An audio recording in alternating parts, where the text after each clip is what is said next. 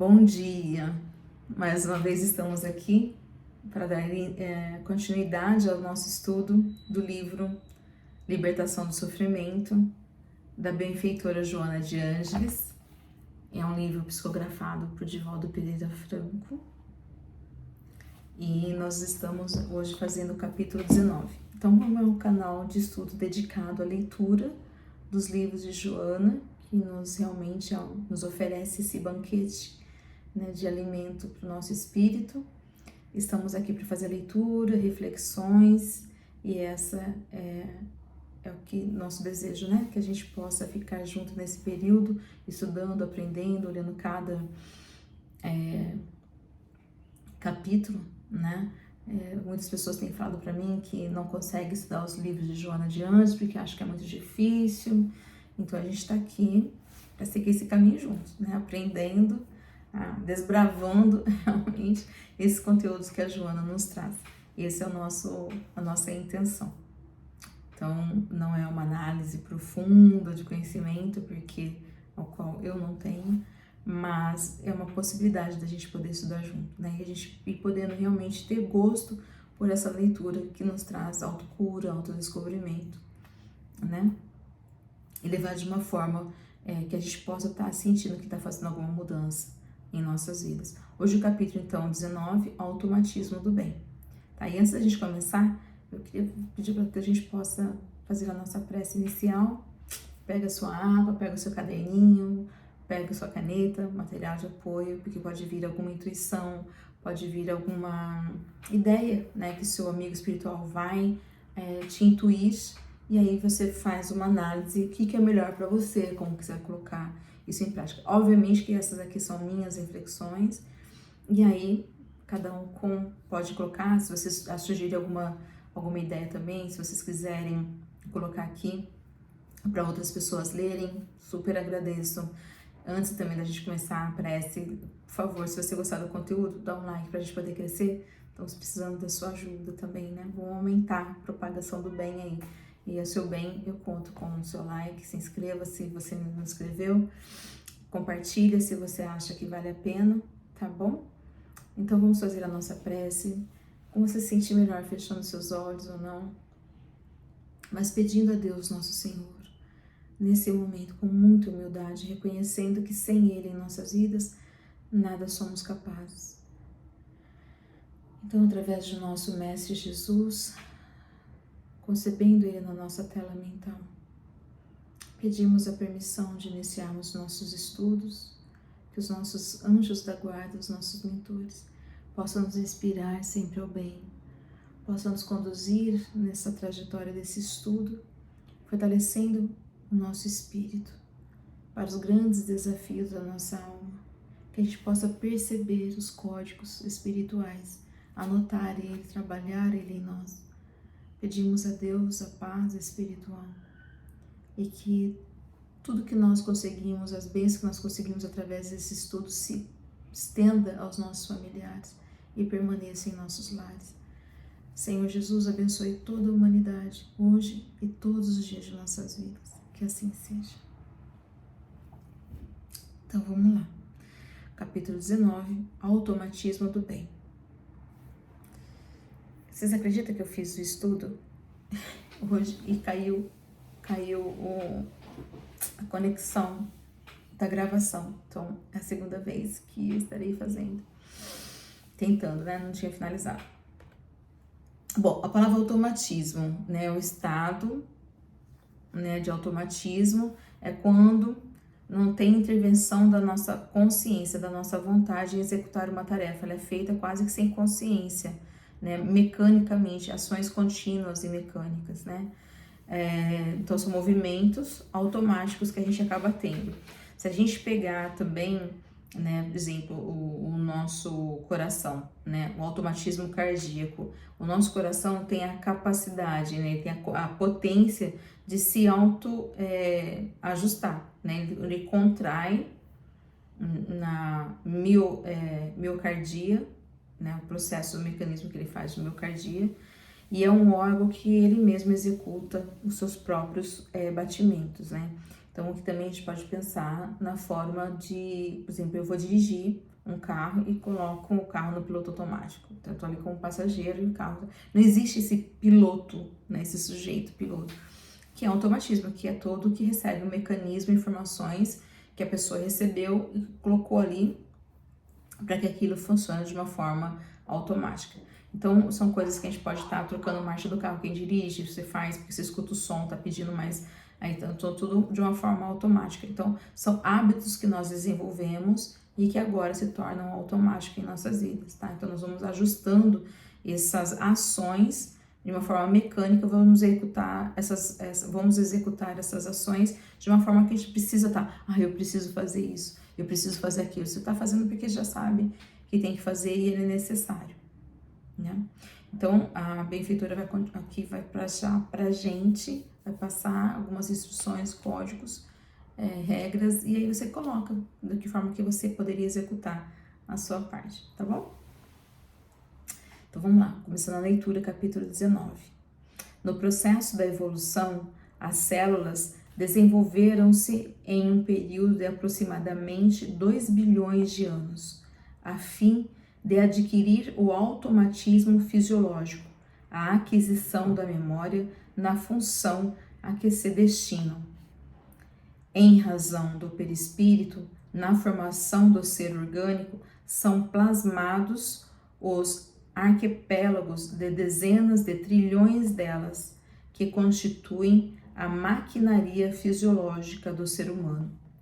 O seu processo de aglutinação molecular por automatismo, nesse modelo organizador, forma os diferentes órgãos pelos quais a energia mental controla a vida em manifestação. Então, olha que interessante, né? Ela começa falando também, a gente pode pensar que o nosso corpo, ele está reagindo conforme também o nosso corpo mental. Todos nós temos, né, Paulo fala isso na Bíblia, que nós temos o corpo mental. Né? Então, antes, a gente fala que tudo começa no espírito. Então, antes que possa ser somatizado pelo meu corpo fisiológico, foi co-criado por mim, né? Na tela mental, então no meu corpo mental. São energias mentais que vai organizando, né, essa aglutinação molecular de uma forma automática, né, como se tivesse uma atração pelos nossos pensamentos. Então, se o pensamento de raiva, de ódio, de mágoa, isso obviamente vai organizar de uma forma negativa, né? Então, isso vai gerar uma doença em mim. Né? De uma forma também positiva, todo bem que a gente faz pode gerar também saúde para nós. Então, precisa ter uma saúde mental para depois ter uma saúde física. Por sua vez, o automatismo do bem é uma herança divina que o espírito possui e que, através do tempo, se manifesta por impulso natural, conduzindo ao retorno à fonte da qual procede. É interessante aqui que ela fala de herança. Quem recebe herança? Né? Filhos, os familiares. Nós somos filhos de Deus. Então, por herança, por sermos filhos de Deus, nós temos esse direito, né? A paz, a felicidade, o bem, a benevolência, né? Então, e ela fala aqui que é um impulso natural. Nós vamos ser bons, a fatalidade é que o espírito vai ser bom, né? Ainda pela maldade que existe dentro de mim, ela fala, no retorno à fonte da qual procede, né? Então, anteriormente que nós somos criados por Deus, nós estamos voltando para o Pai. Me deu a ideia do filho pródigo. Então, ele sai da casa do pai, ele vai enfrentar a vida e aí ele retorna para a casa do pai, né? Aonde, então, ela fala da fonte que precede. Então, é como se estivesse vivenciando tudo isso agora com o mesmo intuito, né? Só que um ser mais adulto, mais preparado, mais humilde, né? Que não queira brigar com Deus, brigar com o pai por herança, mas pertence a ele, né? Tanto é que Deus devolve tudo para o filho quando ele volta, né? O pai devolve tudo ali, e de uma forma que restitui ele a essa hereditariedade, né? Essa herança. Então, a benfeitora continua, em razão do largo desenvolvimento mediante o automatismo fisiológico, permanecem os hábitos repetitivos que deram lugar aos instintos básicos, enquanto a razão e a consciência desenvolveram-se facultando a opção pelo bem. Então, o que a gente vai estar falando aqui pra gente, né? Que por mais que nós desenvolvemos o automatismo fisiológico, sede, fome, tudo que a gente possa perceber, né? Vontade de evacuar, né? Todos os nossos hábitos que nós temos é fisiológico, né? Nós temos por sensações, então eu tenho sensação de fome, então eu vou lá e como, né? Então, e a gente vai reconhecendo isso de uma forma automática. Então, quantas pessoas acham que nem estão com fome mais e não sai da geladeira, né? De ficar comendo, procurando alguma coisa. Mas que hábitos nós estamos repetindo, né? Porque para desenvolver uma genética, um corpo, né? Que a gente está modificando pelo meu hábito. Então, que eu estou ganhando gordura de tanto que eu estou acumulando energias, né? Energia calórica ali. Então, não tem tanta consciência isso, eu passo pelo instinto básico de sobrevivência. Mas ela fala que todo hábito, né, ele é repetitivo, ela coloca aqui, porque ninguém é um alcoólatra. A pessoa se torna um alcoólatra a partir do hábito de beber bebida alcoólica. E aí se torna um vício, aí se torna dependente dessa substância. Então, a gente também pode ter hábitos repetitivos para o bem. Eu não sou uma pessoa boa, mas nada me impede que eu tenha atos de bondade. E aí, esses atos de bondade vai sendo repetitivos e aí a gente se torna uma pessoa melhor, né? A benevolência vai chegar com certeza, né? Então, ela fala que é facultando a opção pelo bem. Nós temos que escolher o bem, em vez de executar o mal. Toda vez que quando os automatismos negativos têm lugar no ser humano, o mesmo ainda se encontra atado às heranças da retaguarda, sem que o discernimento se expresse com segurança. Então, tá tão no piloto automático a gente ter, né, os hábitos negativos que ainda, né, essa que ela fala do instinto, a minha necessidade de só prover o que é o meu bom para o meu corpo, o que é o meu prazer, né? Bom, não é bom para o corpo, né? Porque se a gente estiver só no automatismo negativo, a gente acha que seria, né, o melhor, sei lá, saciar a minha fome, saciar os meus instintos, né? Então, que isso prevaleça, né, acima das necessidades espirituais, porque Jesus falou muito, né, do plano físico e do plano espiritual. Se nós alimentamos nosso corpo físico, qual a necessidade do nosso espírito? A gente quase, não tem tempo, né? Então, como eu digo, né, se a gente estiver doente fisicamente, a gente corre para o médico, arruma tempo, para de trabalhar, para fazer tudo e vai para o médico. Mas quando o nosso espírito está doente, está em desequilíbrio, a gente não tem tempo quase para procurar Deus, né? Então, e adoecemos cada vez mais. Por quê? Porque as doenças começam primeiro no espírito e aí depois ela vai passando, somatizando no corpo, né? Então, quando no corpo, trata-se no corpo, né? Mas também tem que ser tratado no espírito. Não obstante, quando a consciência desperta do letargo em que se demora por longo período, surge as preocupações com as construções mentais edificantes, responsáveis pelas realizações enobrecedoras. Então a gente pode postergar, né? Ficar na consciência desperta na zona de conforto, né? Que eu me acostumei por um grande período. Aí depois eu começo a me preocupar, né, com as coisas mais edificantes, né? Que pode mudar a minha vida. Então, tá doendo, agora eu corro para Deus para poder resolver, né? E tudo é um processo que a gente só entende dessa forma, né? Infelizmente. Lentamente, não é uma que a pessoa começou a aceitar de Cristo, a pessoa frequenta o lugar que ela vai mudar de uma hora para outra. Então, lentamente, então, firma-se a tendência para o bem, que passa a vigir no âmago do ser, agora atraído pela fatalidade da perfeição relativa a que se encontra destinado. Então, é um processo que vai demorar, a gente tem que ter paciência, ninguém vai transformar pirim-pim-pim, que vai realmente ser, que é o nosso destino, né? A tendência que nós temos para o bem vai nos atrair, ela fala no âmago do ser, nós vamos ser atraídos por essa fatalidade de perfeição relativa, porque é perfeito só Deus. Nós vamos desenvolver daqui a mundos de espíritos, puro espíritos, nós teremos a perfeição relativa, porque é perfeito somente Deus. Que ela fala que esse é o nosso destino.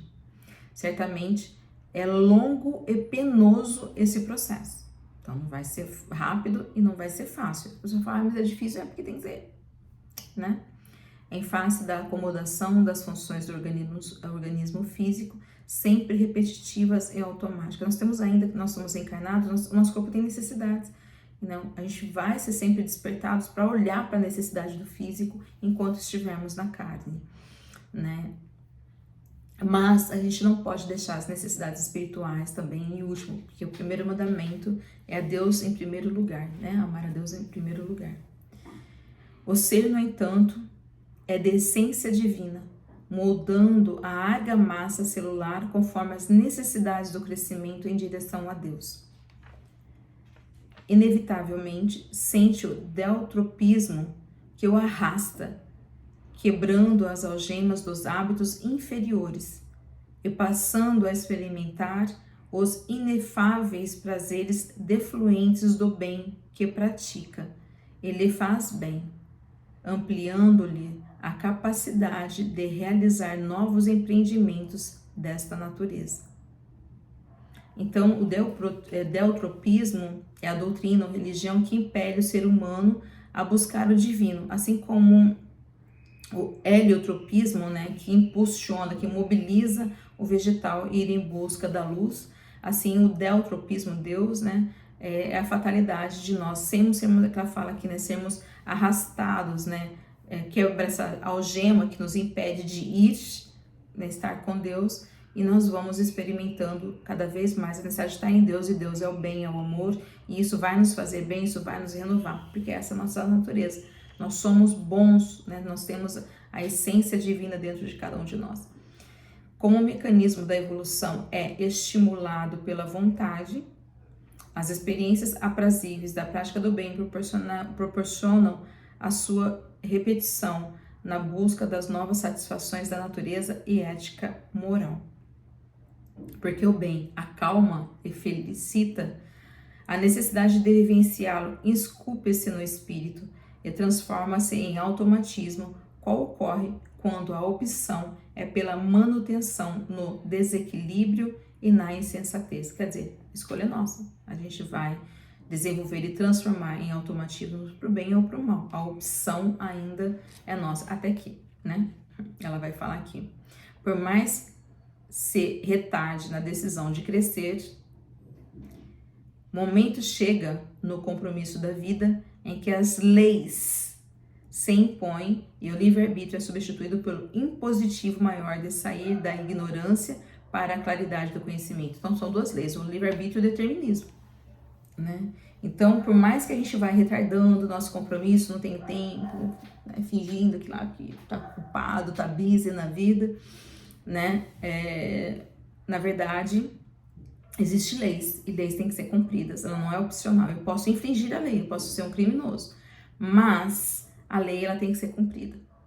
Mais cedo ou mais tarde, ação e reação, causa e consequência, a gente vai sofrer isso, né? Então, ela vai falar, né, que aqui, se a gente for trazer nessa determinismo, onde a gente vai clarear, porque a gente vai passar por um processo de depuração. Então, ela fala, na teimosia inicial que se detém, né, que o meu espírito fica paradinho ali na zona de conforto, o espírito é submetido a provas, nós estamos num mundo de provas e expiações ainda, através da qual aprende pelo sofrimento lúcido a obediência dos códigos divinos, olha lá, a lei. Então, tudo que é lei tem código, são regras que têm que ser seguidas.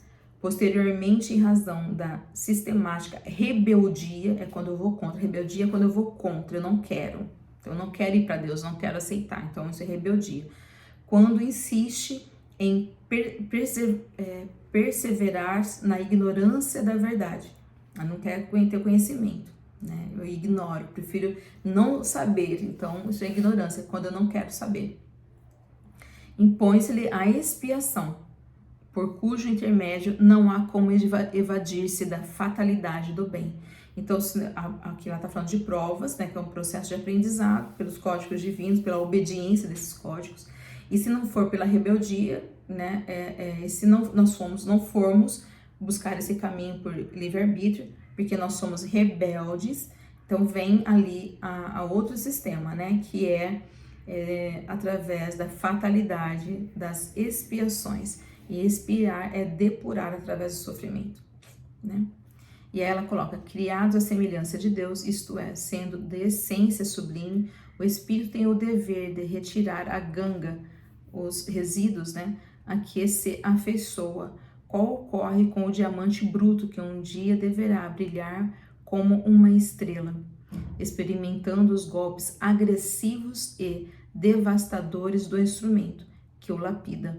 No caso, entela o sofrimento expiatório quando lhe faz necessário.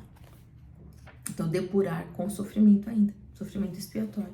Então, eleger o sofrimento, né, porque querer ficar na ignorância também é livre-arbítrio, né? Mas a gente tem a fatalidade é que nós vamos ter que crescer, né? Então, e crescer, a gente pode crescer através, né, de uma lição amorosa ou experimentar o sofrimento também por amor e crescer também da mesma forma.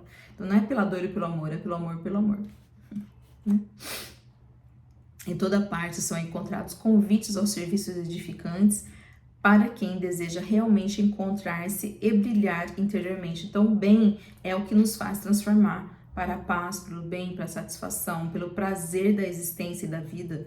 Então, todos os lugares que nós estamos a qualquer hora é uma oportunidade de serviço que nós temos, né? E a gente só não faz se a gente não quer, mas é oportunidade. Não é escrever em uma instituição, não é trabalho voluntário, é por qualquer momento, né? Fazer o almoço com bem, fazer almoço com, né, para a família, sabendo que a família vai comer ali aquela comida maravilhosa, que o pai vai buscar o dinheiro, que os filhos vão estar dentro da casa respeitando os pais. Tudo isso é oportunidade de fazer o bem.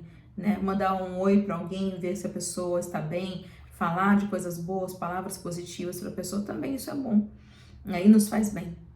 Aí ela continua, a visão dessa realidade, porém, é consequência das experiências interiores que trabalham em favor da descoberta dos valores realmente significativos, qual indispensáveis.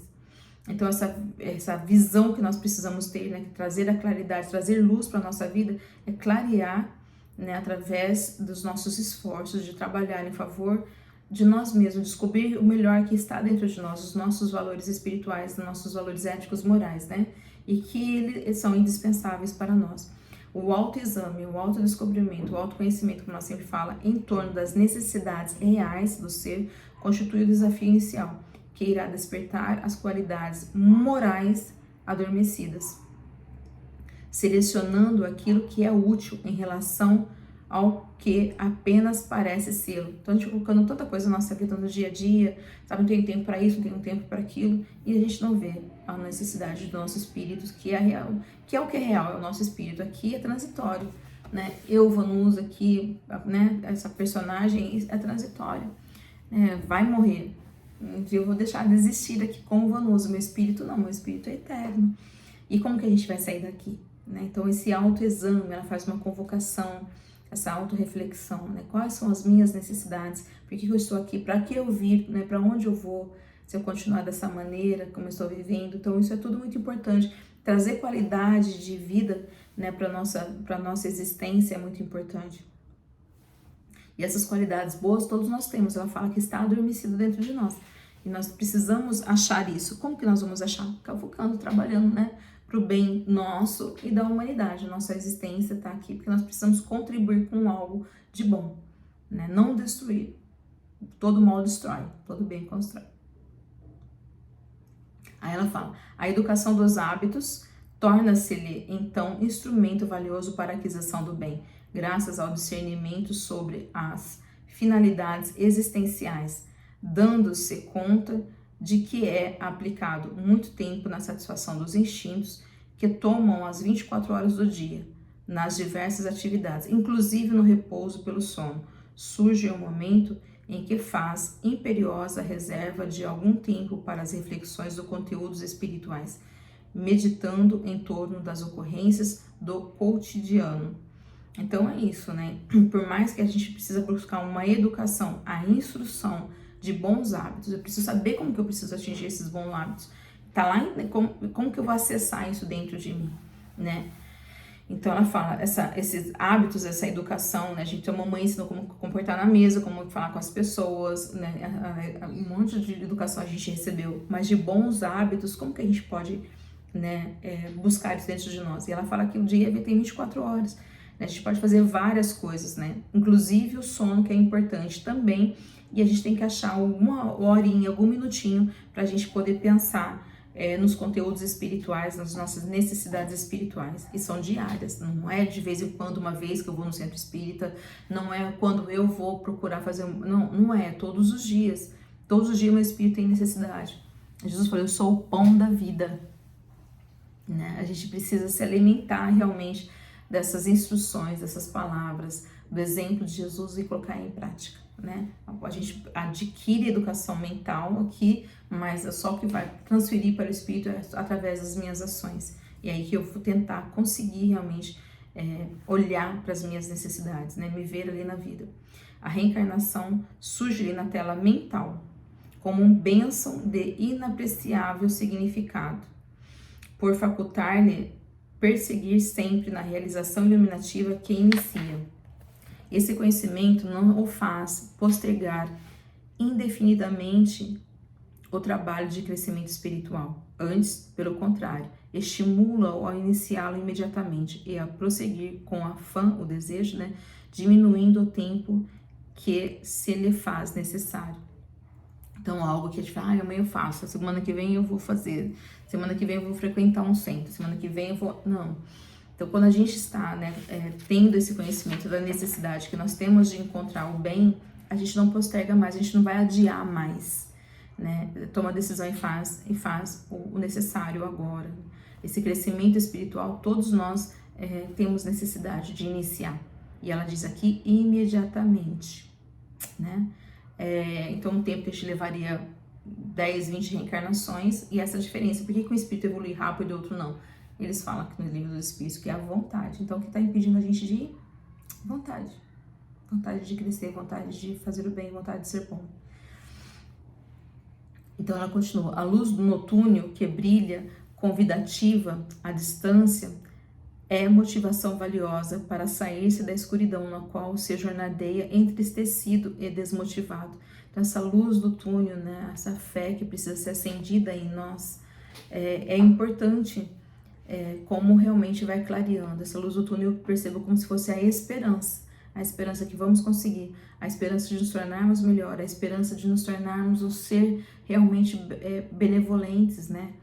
E que essa luz do túnel jamais deixa de brilhar para todos nós, indicando, né? Então, a esperança é isso, não é sentar e esperar, né? Você saber que vai acontecer. Então, essa luz do túnel está nos sinalizando que é possível, né? E a gente vai clareando as coisas, vamos sair da escuridão, né? Onde ela fala que jornadeamos pela tristeza, né, e desmotivados. Então, se a gente está sentindo tristeza e desmotivados, chegou a hora da gente entrar nesse túnel cheio de esperança, sair lá do outro lado e começar esse caminho, né, de jornada com Deus.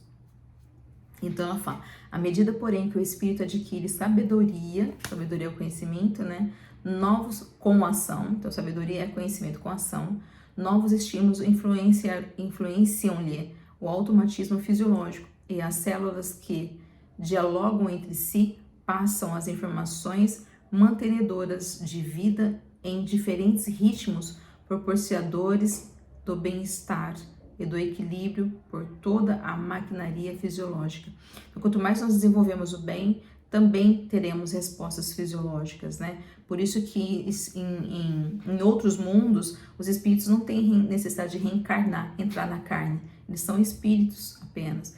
Então, foram depurando, foram se transformando, né? Então, cada vez mais que nós buscarmos o bem, também vão termos como resposta automática essa mudança de patamar, de estado do espírito, né, saindo de um plano para outro, tendo cada vez mais bem-estar e equilíbrio.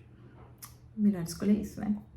A sensação de harmonia orgânica, mesmo quando algum distúrbio tem lugar no capítulo saúde e doença, não vai interrompida, porque o espírito compreende tratar-se de um acidente de percurso, sem maiores consequências, como sendo necessário ao prosseguimento de marcha na direção do destino estabelecido. Então é inevitável, gente, a gente está reencarnado numa carne sensível, né, que pega vírus, bactérias, enfim, e isso faz parte, né, do nosso estado de saúde. E também nós temos que lembrar que viemos de outras vidas também com cargas que nós precisamos resgatar aqui, e que tudo isso faz parte, mas que a gente não deixa se abalar, né? Foco e fé, sabe para onde está indo, né? Lá para frente, não precisa parar, reclamar, não vai ajudar a gente a caminhar, né? Então, seguir na direção do nosso destino estabelecido, sair daqui melhores que quando chegamos.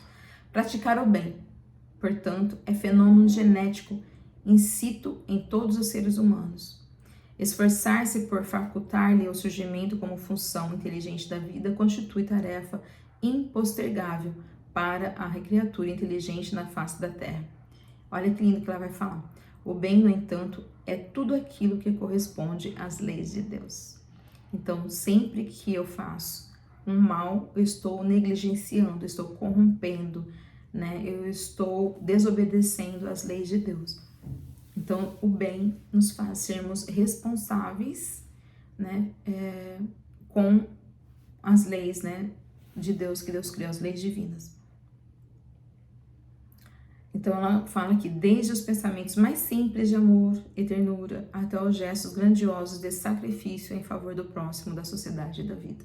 Então, todo bem que a gente fizer, pequeno, um sorriso, é um bem.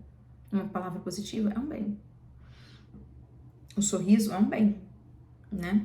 Então, são pequenos gestos que, né, ao passo que a gente vai fazer várias vezes, se tornam grandiosos também, e os grandes sacrifícios da sociedade também, que muitas pessoas fizeram. Então, ela fala, naturalmente, quando essa ação exige maior sacrifício, melhor se reveste do significado e a grandiosidade.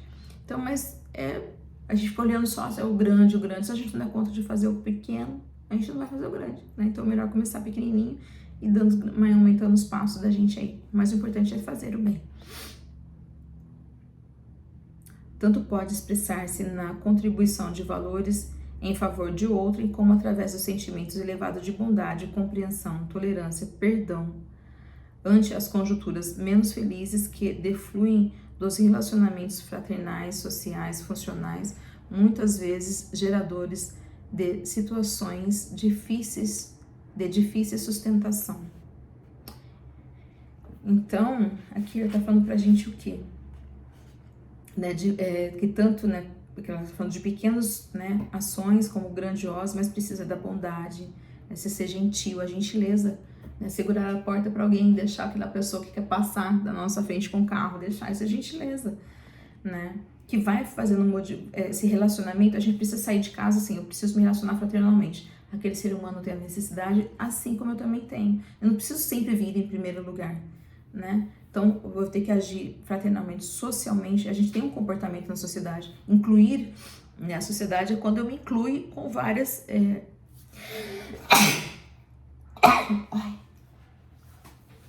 Desculpa. Ai, adoro espirrar. Sociais, né? Eu adoro espirrar no sentido assim, aqueles espirros, não de estar doente, né? Mas esses espirros que vêm, às vezes, assim, eu acho gostosinho. Funcionais, né, de que forma que eu vou funcionar lá fora, né, na sociedade, não é pra gente ficar só aqui dentro, né, e se for para o bem, por mais que, não importa se as pessoas vão, né, nos corresponder com o bem, a gente faz o bem mesmo assim. O bem é sempre uma doação moral, daquele que cede, que renuncia, que desculpa, que compreende e nada exige.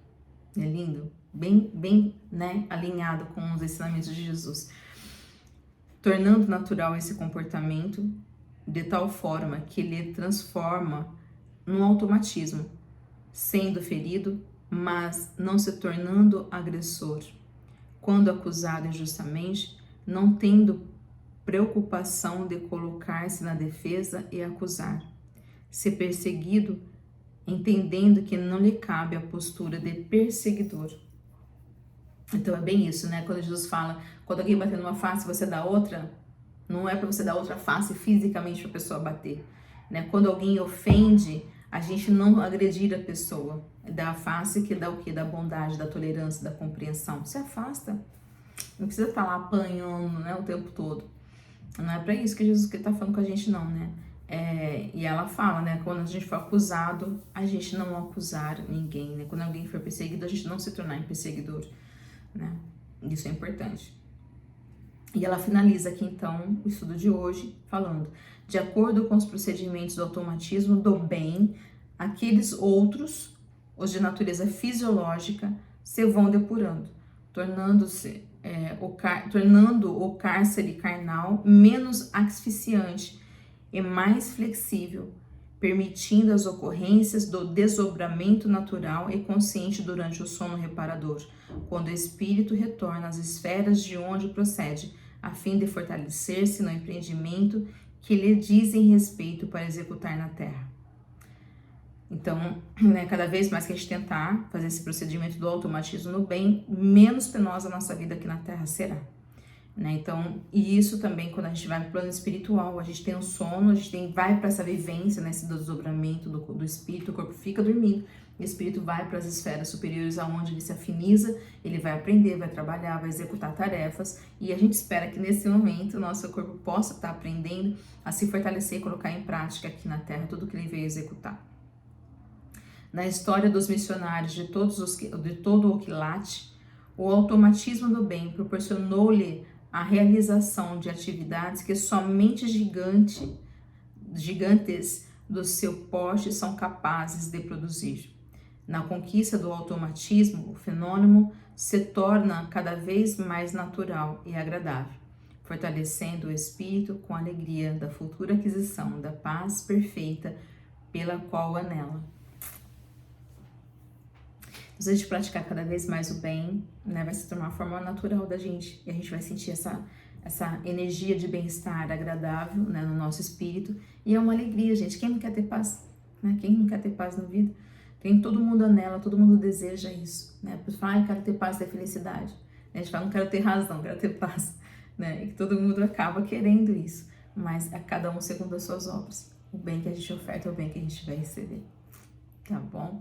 Então aqui a gente termina o nosso estudo, nossa reflexão de hoje. O que vocês acharam? Escreve aqui no canal pra gente. O que vocês acharam do estudo que a Joana vem trazendo para nossa reflexão?